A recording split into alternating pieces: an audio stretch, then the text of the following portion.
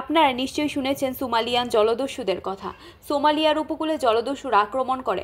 তারা মূলত ছোট ছোট নৌকা দিয়ে সমুদ্রের মাঝখানে গিয়ে বাণিজ্যিক জাহাজগুলোকে আক্রমণ করে। তারা মূলত আন্তর্জাতিক জাহাজ দখল করে মুক্তিপণ আদায় করে নেয়। 2008 থেকে 2012 সালে জলদস্যুরা সবচেয়ে বেশি আলোচিত হয়।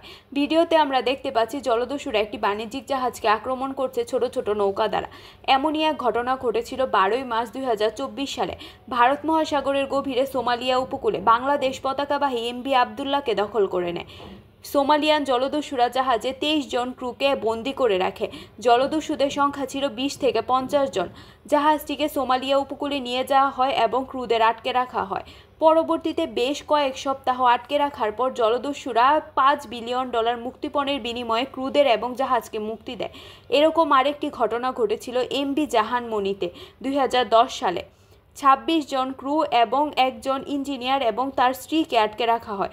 জলদস্যুরা জাহাজ এবং সবাইকে 100 দিন জিম্মি করে রাখে। জলদস্যুরা মুক্তিপণ দাবি করলে আনুমানিক $4 থেকে $5 মিলিয়ন মুক্তিপণের বিনিময়ে জাহাজটিকে মুক্তি দেওয়া হয়। আন্তর্জাতিক